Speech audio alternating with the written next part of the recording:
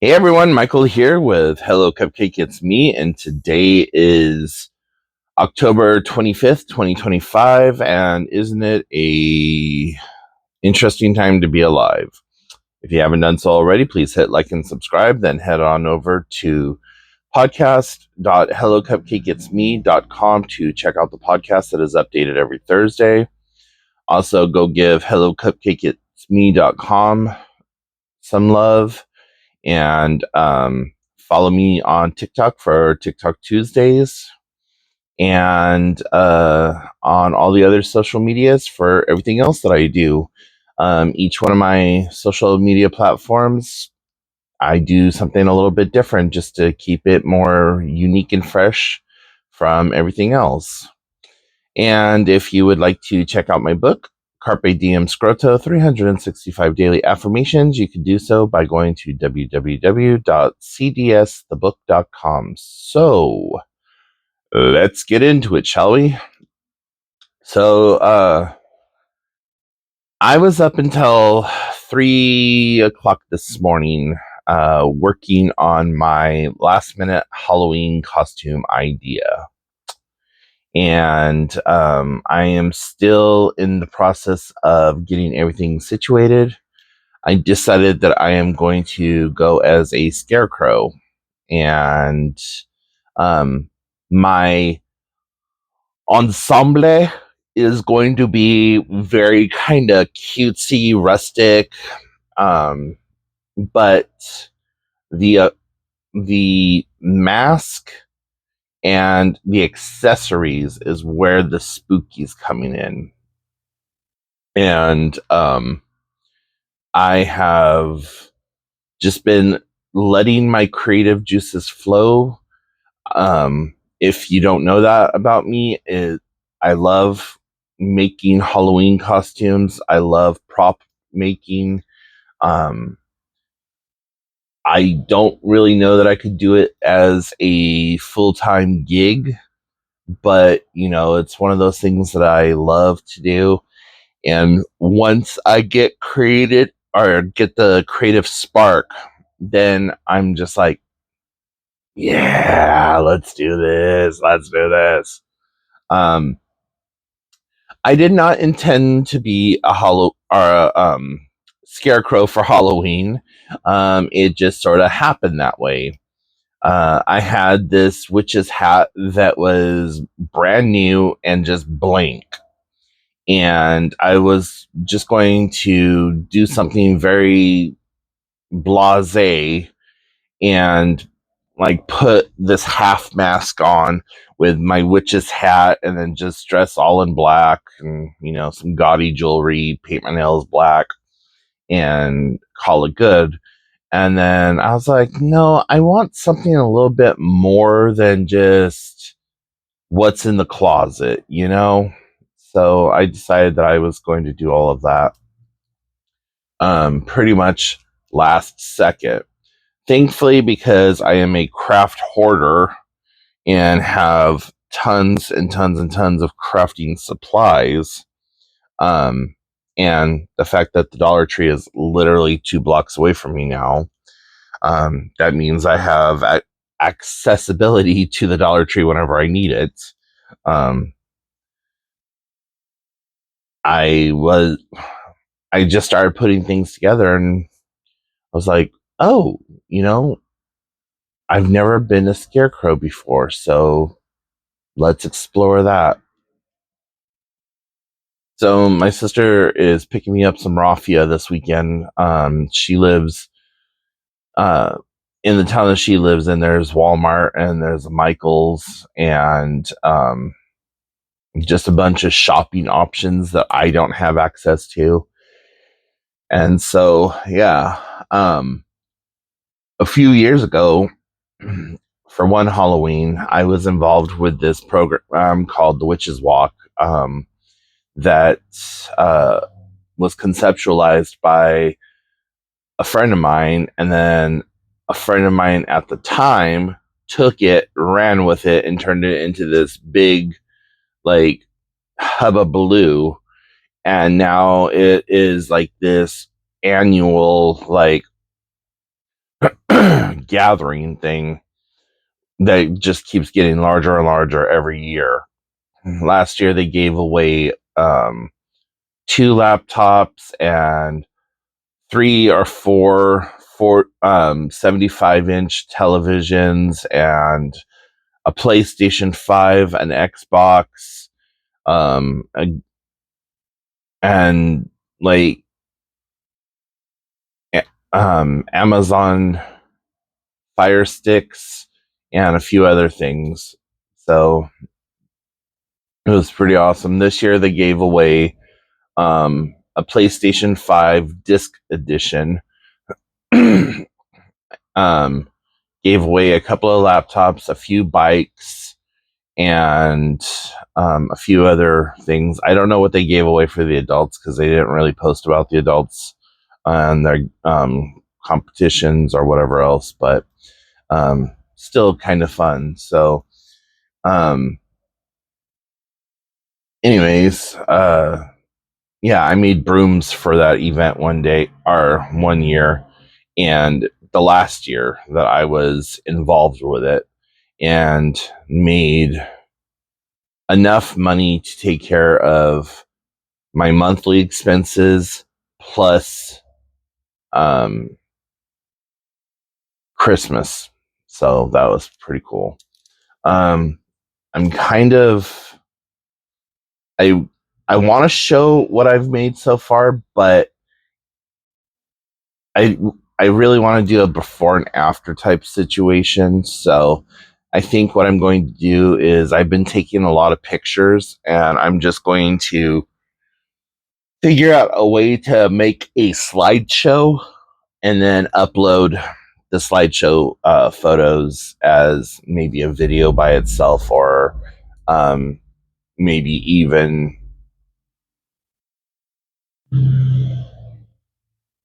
well yeah, it'll probably be sometime in November because I don't know what my scheduling is going to look like. No, Halloween's on a Friday this year, so once I wake up from going to the I'll show you guys eventually. So, anyways, what else is going on? Oh, had a mental health appointment this week, and it was my first time with my therapist as an all day. Oh shit, that is happening today. Um, as like a all encompassing therapist, not just my ART rapid eye movement therapist. So it was kind of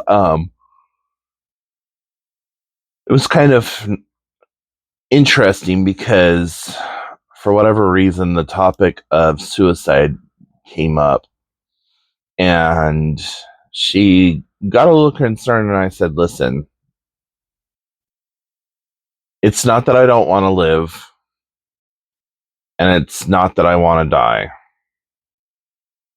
It's that I don't want to exist most of the time. And so the guilt is what binds me here.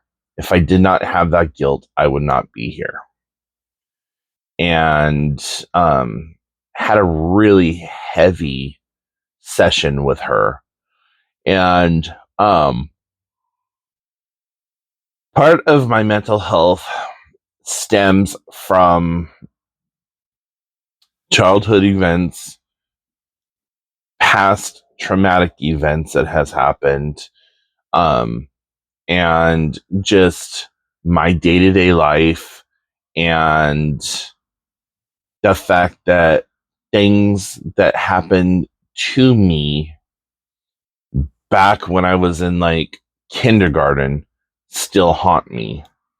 Like there's times where I literally have these Vietnam flashbacks where I remember a person saying something to me or, you know, what was done to me becomes a core memory and I'm trying to figure out how to unravel that. Like, I don't want that to be a core memory. As a matter of fact, I don't want that to be a memory at all. Like, I would like to be able to completely shut that off, wipe it, make it go away. Whatever we have to do to make this not be a thing, you know? So, we're going to be working on that together. And she posed the question to me the week before: what does having the diagnosis of this, that, or the other thing do for you? And I said, it doesn't do anything for me except for help me to understand me better. It doesn't do anything except for help me to focus life through that lens of, okay, well, I do XYZ because of ABC. So if I have that diagnosis, I know how to treat myself. And because I cannot formally give myself a diagnosis, I need a professional to give me that diagnosis. And because it has been brought up in a professional setting, I need that to go forward, and we need to work on that, and we need to incorporate that into the treatment. You know, I was told I exhibit all the signs of ADHD, or a specific branch of ADHD. So that is why I originally started going to counseling again, not for the talk therapy, not for anything else that we've done, certainly not for the dissociative identity disorder and the internal family structure that they threw at me. And that makes sense to me now, because with IFS and DID, I now understand how I work as a system. So, I'm like, okay, well, thank you for that. I thought that this was normal for everyone, and apparently it's not. So, thank you for that. Now that I have that diagnosis, now that I understand that part of myself, now I am able to utilize that part of myself to my advantage. Dissociative identity disorder used to be called multiple personality disorder, but in the mental health universe, they decided to put like a little bit of a kibosh and a little, crowbar separation, because people hear multiple personalities and they're like, oh yeah, whatever, and their mind automatically goes to the 1970 Sybil Shepherd movie, where that was like the most exaggerated extreme case of it. Sybil Shepherd is a very real person and was the first documented person of having these multiple personalities. And because of her contributions to the mental health world, more treatments and understanding have come along, and it has developed past all of that into now understanding that, yes, a person's psyche can have fractures, and each one of those fractures are called, like, they're called personas, or they're called, alters. Within the DID community, it's usually referred to as an alter. And there's times where you can feel the shift between one of those personalities and the other personality. And each personality, each alter, has its own comorbid um, life and memories and ailments and so on and so forth. And I'm not very versed in the subject. I just know from the little research that I've done and from my sessions with my therapist about this. And so it's very unique and interesting to me, because, like, when I do slip into a specific altar, I am able to perform those tasks. I'm able to perform those requirements. And so, like, I don't know who the creative part of me is, but there is a studious part that loves computers, technology, office work, like typing. That part of me is what really got the book out. But it, looking back at my book, it was multiple parts of my personalities that all had something to say, had something to write, and um,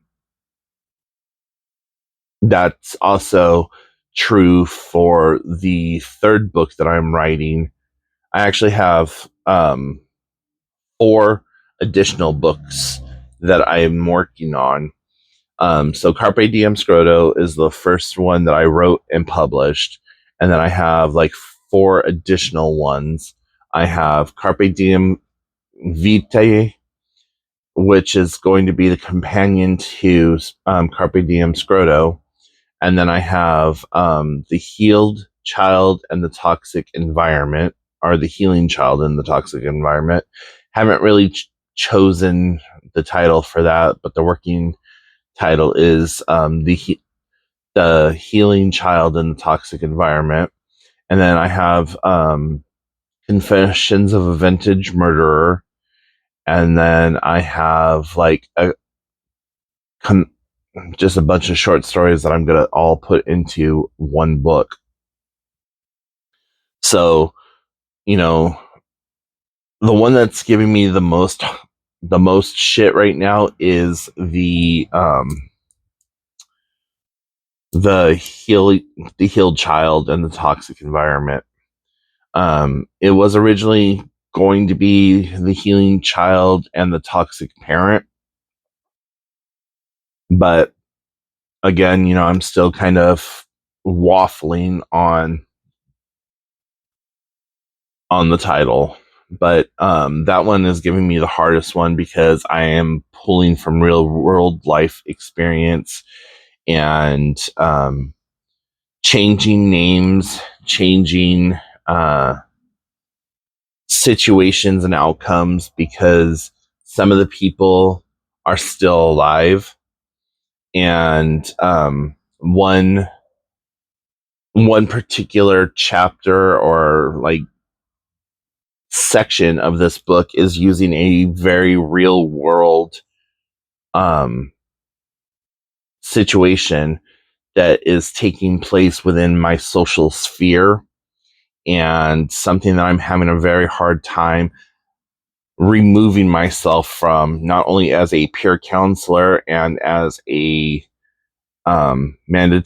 mandatory reporter, but as somebody who has lived that life and can identify with what's going on in that in that world and in that situationship.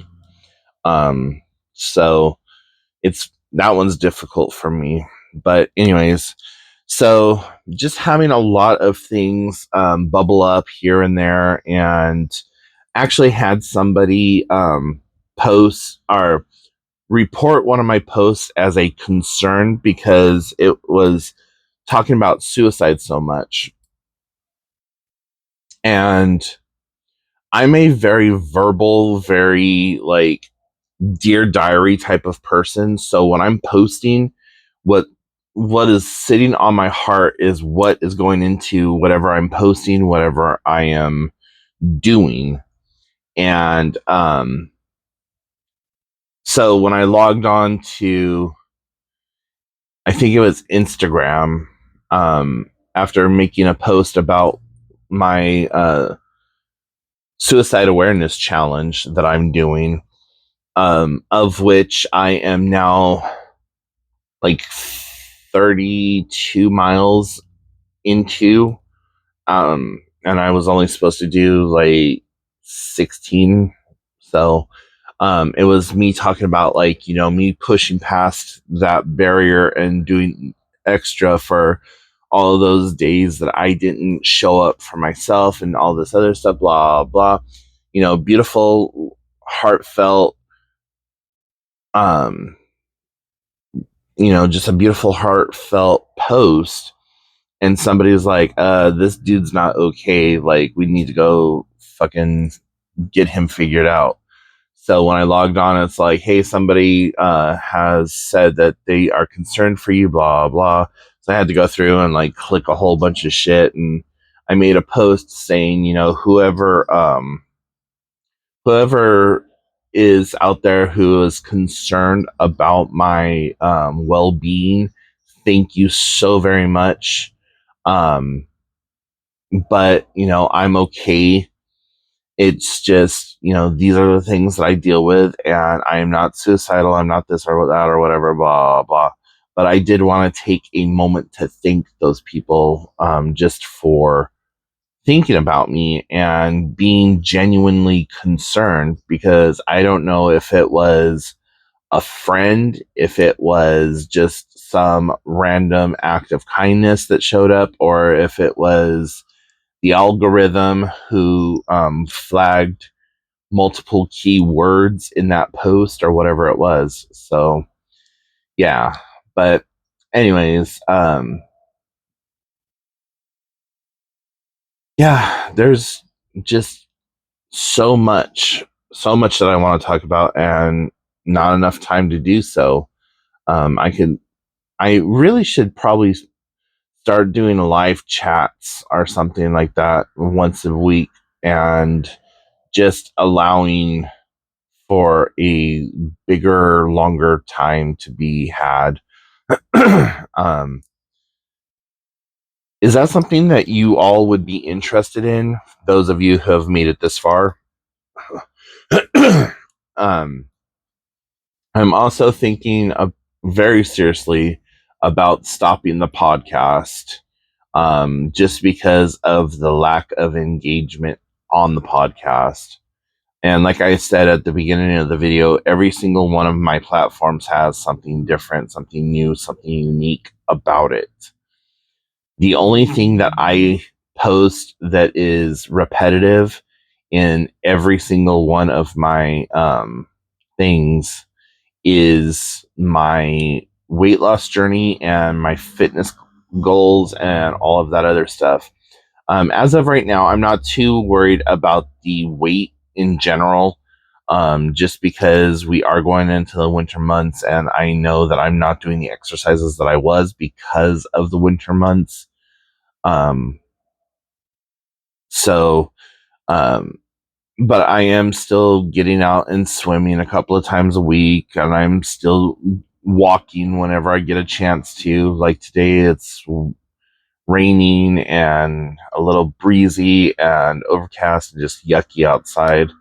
So I don't know that I'll get to walk today, but it is a plan for the weekend is to actually get out and do a 3 mile hike or a 3 mile walk of some sort.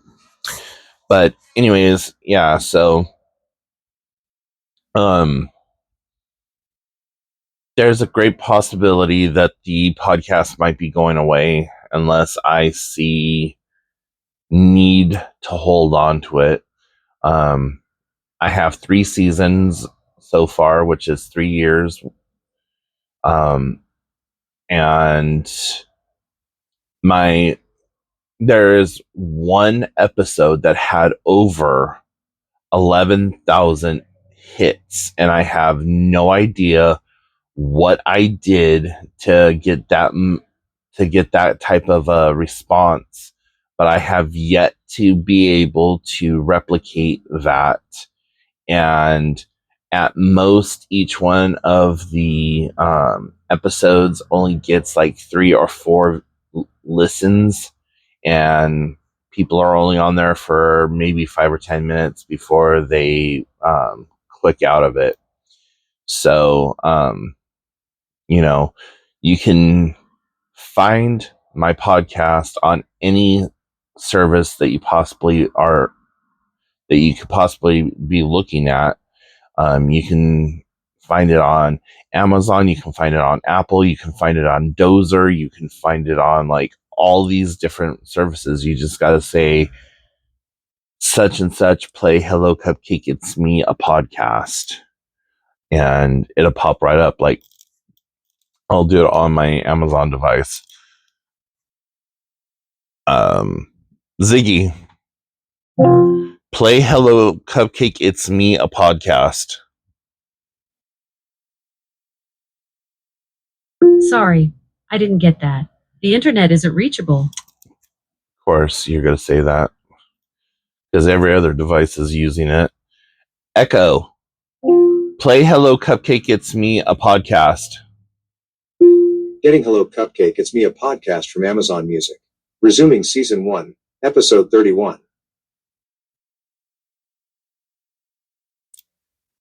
So there you go. Like,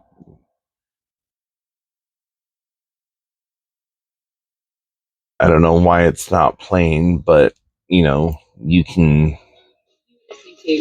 Hello Cupcake It's Me, a podcast with your host, Michael Peterson. There we go. Hey y'all, Michael here with Hello Cupcake It's Me, a podcast.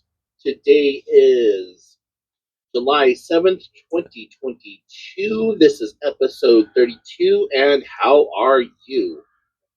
Echo, stop. So, see, you can get it anywhere that you can pick up podcasts at. Anyways, I'm going to let you guys go, and I hope that you have a wonderful rest of your week. And remember, you are doing the best you can with what you have available to you. Don't add to the population, don't subtract from the population, and remember, in a world full of Karens, be somebody who cares in the world. And Sorry, I will talk to you something went later. wrong.